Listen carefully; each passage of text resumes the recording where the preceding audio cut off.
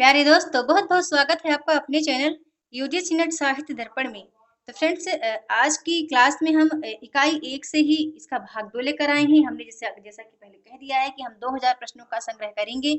कोशिश करेंगे कि 100 प्रश्न फ्रेंड्स हर यूनिट से हो। हमारे 10 यूनिट हैं और 100 प्रश्न या हो सकता है उससे ज़्यादा भी क्वेश्चन मैं हर यूनिट से करूँ।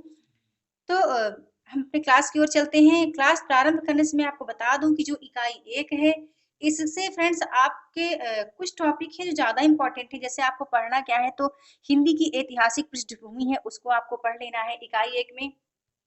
इकाई 1 में हिंदी का भौगोलिक विस्तार भी पढ़ना है, क्योंकि ज़्यादातर क्वेश्चन भौगोलिक विस्तार से आए हैं। प्रीवियस ईयर प्रश्नों को उठाकर आप देखिए तो वहाँ बहुत सारे मिलेंगे ऐसे क्वेश्चन जो कि जैसे पूछा गया हिंदी की पश्चिमी हिंदी, पूर्वी हिंदी, राजस्थानी, बिहारी, पहाड़ी हिंदी, ये सब क्या पूछा जाता है? इनका पूछा जाता है कि ये कहाँ से विकसित हुई हैं और इनके क्षेत्र अक्सर पूछे जाते हैं, ठीक है? और इनकी बोलियाँ भी कि पश्चिमी हिंदी के अंतर्गत कौन-कौन सी बोलियाँ हैं, पूर्वी हिंदी, राजस्थानी हिंदी, इनसे अक्सर क्वेश्चन बने हैं। तो ठीक है, आप पहला आपको पढ़ना है हिंदी की ऐतिहासिक पृष्ठभूमि, दूसरा हिंदी का भौगोलिक विस्तार पढ़ लेना है, तीसरा पढ़ लेना है हिंदी का भाषिक स्वरूप। हिंदी का भाषिक स्वरूप मैं क्यों कह रही हूँ पढ़ने के लिए? इसलिए क्योंकि जो 2 बार एग्ज़ाम हमारा न्यू सिलेबस के अकॉर्डिंग हुआ है फ्रेंड्स, तो वहाँ पर अ, हमने देखा कि जो न्यू व्याकरण ऐड हुए हैं, पहले तो व्याकरण था ही, लेकिन जो न्यू ऐड हुए हैं तो वहाँ से क्वेश्चन भी बने हैं। तो आपने इसको भी पढ़ लेना है और हिंदी भाषा का प्रयोग से मैं ये आपको ये सजेस्ट करूँगी पढ़ने के लिए कि आप पढ़ने की स्थिति को, ठीक है? तो चलिए चलते हैं अपनी क्लास की ओर। हमारा आज का जो पहला प्रश्न है वो है कि ब्रज भाषा है। हमें बताना है कि ब्रज भाषा है, ब्रज भाषा किसके अंतर्गत आती है? तो इसका मैं राइट आंसर बता दूँ। सी नंबर सही है, पश्चिमी हिंदी की बोली।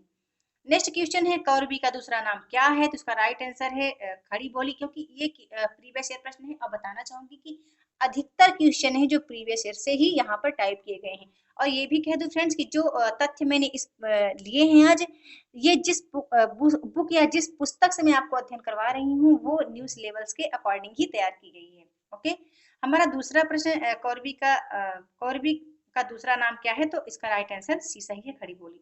नेक्स्ट क्वेश्चन है ब्रज भाषा का विकास किस अपभ्रंश से हुआ है?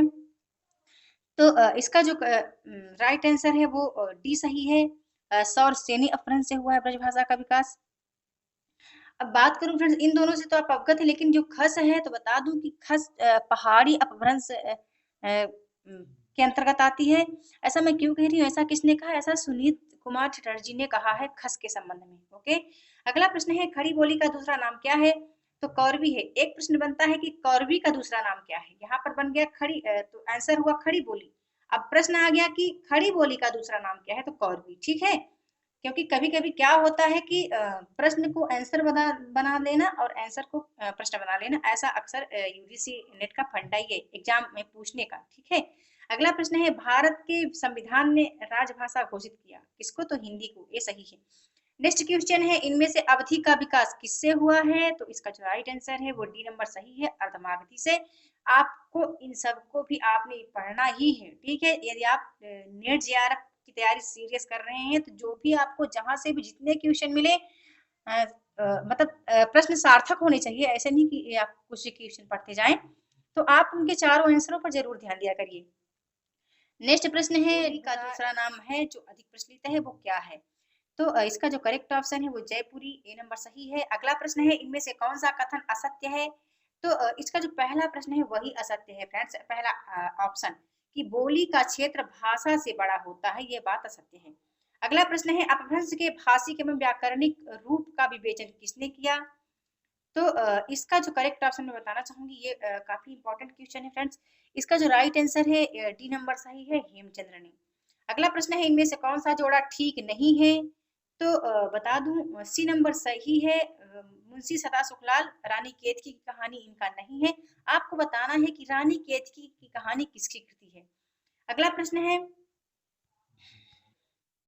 हिंदी का विकारी शब्द नहीं है, कौन है जो हिंदी का के विकारी शब्द के अंतर्गत नहीं आता है? तो वो अव्यय है, ठीक है। यहाँ सब है लिखा है, गलत है फ्रेंड्स, गलत टाइप यहाँ संज्ञा होना चाहिए। ओके, सी नंबर इसका करेक्ट है।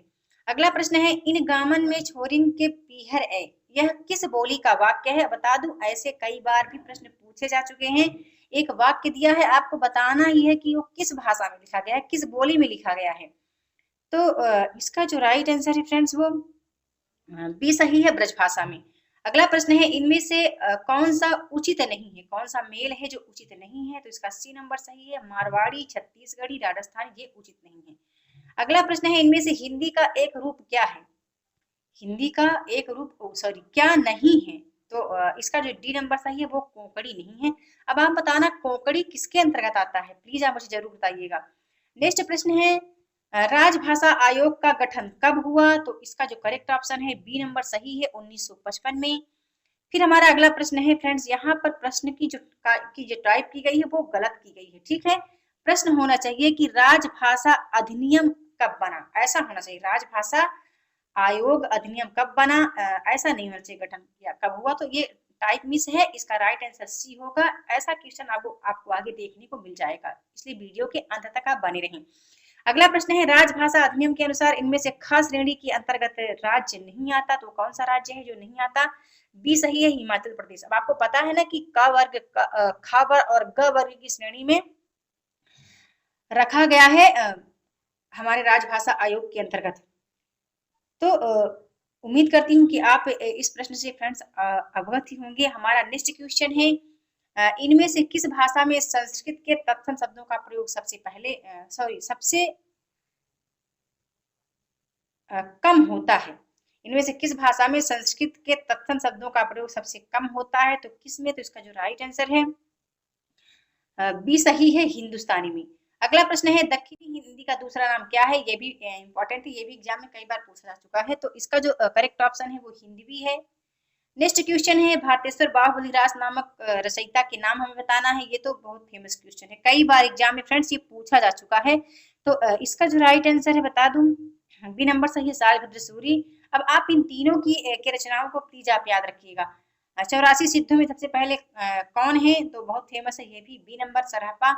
आज वह गाय चरावन गौ, यह पंक्ति किस बोली की है? तो इसका जो करेक्ट ऑप्शन है डी नंबर सही है, ब्रजभाषा। नेक्स्ट क्वेश्चन है, हिंदी में रचना की दृष्टि से वाक्य के कितने प्रकार हैं? तो रचना की दृष्टि से वाक्य के 3 प्रकार हैं। अब आप तो अवगत ही हैं कि वो एक है साधारण वाक्य, दूसरा संयुक्त वाक्य, तीसरा है मिश्रित वाक्य, जो कि रचना की दृष्टि से आते हैं। अगला प्रश्न है, कीर्तिलता किस भाषा की रचना है? तो उसका करेक्ट ऑप्शन है ए नंबर सही है, अभट्ट भाषा की रचना है। नेक्स्ट क्वेश्चन है, इनमें से कौन सी बोली पूर्वी हिंदी की है? कौन है जो पूर्वी हिंदी की है? तो सी नंबर सही है, बघेली। चलिए चलते हैं अपने हम अगले प्रश्न की ओर। हमारा अगला प्रश्न दिया गया है कि 84 वैष्णव की वार्ता क्या है? इंपॉर्टेंट है, ठीक है फ्रेंड्स, ये इंपॉर्टेंट है। ऐसा प्रश्न हो सकता है एग्जाम में फिर से बने कि 84 वैष्णव की वार्ता क्या है, या कोई दूसरी रचना को ले लिया जाए। तो इसका जो राइट आंसर है ब्रजभाषा की गद्य रचना है, ठीक है। यही इकाई 1 के अंतर्गत ही आता है, क्योंकि हम यहाँ पर भाषा हिंदी भाषा को ही पढ़ रहे हैं। ओके, अगला प्रश्न है, 252 वैष्णव की वार्ता के लेखक कौन है? तो करेक्ट ऑप्शन सी सही है, गोकुलनाथ। नेक्स्ट प्रश्न है, अष्टयाम के रचयिता का हमें नाम बताना है। बी नंबर सही है, नाभादास। अगला प्रश्न है, राजभाषा राजभाषा अधिनियम कब बना? ऐसा अभी हमने हम लोग ऐसा क्वेश्चन पढ़ रहे थे, मैंने कहा था आपको आगे मिल जाएगा। करेक्ट ऑप्शन बी सही है, 1976 में।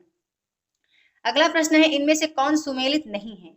कौन है जो सुमेलित नहीं है? तो इसका जो राइट आंसर है सी सही है, पंजाबी ब्राचर से सुमेलित नहीं है। फ्रेंड्स बता दूं, पंजाबी का विकास टक अपभ्रंश से हुआ, ठीक है, टक अपभ्रंश से पंजाबी का विकास हुआ है। ओके, और जबकि ब्राचर क्या है? तो ब्राचर सिंधी भाषा, ब्राचर का विकास सिंधी भाषा से हुआ है, ठीक है। अगला प्रश्न आता है, इनमें से क्या ठीक नहीं है? तो इसका जो करेक्ट ऑप्शन है वो सी नंबर सही है, बुंदेली पूर्वी, ये ठीक नहीं है। ओके, तो अब बताना बुंदेली का संबंध किससे होना चाहिए था, प्लीज आप बताइएगा। अगला प्रश्न है, उत्तम पुरुष में एक वचन का सर्वनाम ह किस बोली का सूचक है? तो इसका करेक्ट ऑप्शन है ब्रजभाषा का, डी नंबर ऑप्शन सही है। अगला प्रश्न है, इस समय हिंदी क्षेत्र के अंतर्गत कितने प्रदेश हैं? करेक्ट ऑप्शन बी सही है, 10 प्रदेश हैं, है ना। वो 10 प्रदेश हैं जो हिंदी भाषी हैं, और मुझे पता है उन 10 प्रदेशों के अंतर्गत ही मुझे कमेंट आते हैं। अगला प्रश्न देखते हैं। अगला प्रश्न हमारा है, भूतकाल के कितने भेद होते हैं? तो फ्रेंड्स भूतकाल के 6 भेद माने गए हैं, बी नंबर करेक्ट है। अगला प्रश्न है, सही में ऐसे प्रश्न भी एग्जाम में देखने को मिले हैं प्रीवियस ईयर क्वेश्चन में। तो इसका जो राइट आंसर है सी सही है, भोजपुरी लखनऊ, गलत है। अगला प्रश्न है रामायण किस भाषा में रचित है? करेक्ट ऑप्शन इसका डी सही है, संस्कृत भाषा में। फ्रेंड्स कभी कभी क्या होता है, रामायण और रामचरितमानस में कुछ लोग डिफरेंस करते हैं, तो उम्मीद करती हूँ आप उन लोगों में से नहीं है। वो कभी कभी क्या होता है, क्या तो वो तो अवधि करके आ जाते हैं, तो ऐसा नहीं करना है ना। तो इसका करेक्ट ऑप्शन डी सही है। अगला प्रश्न है पाली किस धर्म की भाषा है? तो इसका जो करेक्ट ऑप्शन है बी सही है, बौद्ध धर्म की। अगला प्रश्न है अपभ्रंश काल में बोलचाल की भाषा का नाम क्या था?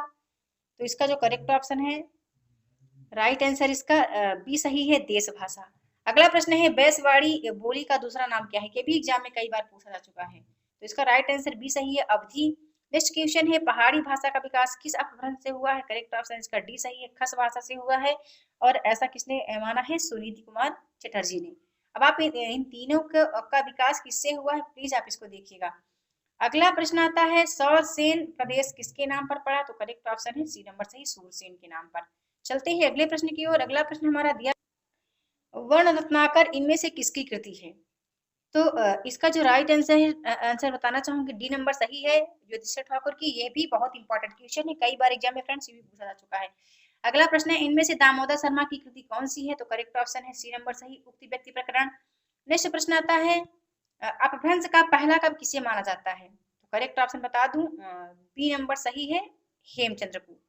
हेमचंद्र को अपभ्रंश का, oh sorry sorry sorry friends, Hemchandra नहीं है, अपभ्रंश का पहला कवि, ओ सॉरी, स्वयंभू को माना गया है। ठीक है, ए नंबर ऑप्शन करेक्ट है।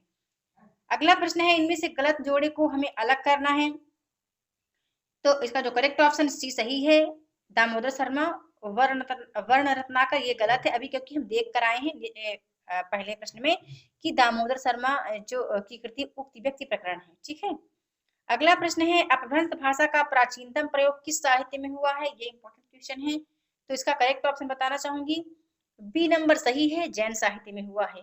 अगला प्रश्न आता है अपभ्रंश भाषा का प्रयोग, देखिए यहाँ पर ये प्रश्न में कुछ टाइप मिस है, ये प्रश्न सेम है, लेकिन मैं बता दूं प्रश्न होना चाहिए था कि अपभ्रंश भाषा का सबसे पहले प्रयोग किसने किया है? तो इसका करेक्ट ऑप्शन डी है, मार्कंडेय ने। अगला प्रश्न है इनमें से कौन सी रचना अपभ्रंश का व्याकरण है? तो इसका जो राइट आंसर है वो सी सही है, शब्दानुशासन हेमचंद्र कृत है। अगला प्रश्न है अमीर खुसरो का जन्म स्थान इनमें से किस जिले में हुआ है? तो करेक्ट ऑप्शन ए सही है, कासगंज। आज का हमारा फ्रेंड्स नेक्स्ट क्वेश्चन है, और हमारा ये अंतिम प्रश्न भी है, तो इसका जो करेक्ट ऑप्शन बता दूं, प्रश्न है फर्रुखाबाद में बोली जाने वाली बोली का नाम इनमें से क्या है? तो इसका जो राइट आंसर है डी सही है, कन्नौजी। ठीक है, ऐसे प्रश्न भी कई बार पूछे जाते हैं, बेशक वहां पर ऑप्शन दूसरे हों। तो फ्रेंड्स आज की वीडियो में बस इतना ही, जल्द मिलती हूँ मेरे नेक्स्ट वीडियो में न्यू टॉपिक के साथ। तो आपको आज की वीडियो कैसी लगी प्लीज कमेंट करके कमेंट के साथ लाइक करना ना भूलें, है ना। तो जल्द मिलती हूँ नेक्स्ट वीडियो में, तब तक के लिए बहुत बहुत धन्यवाद।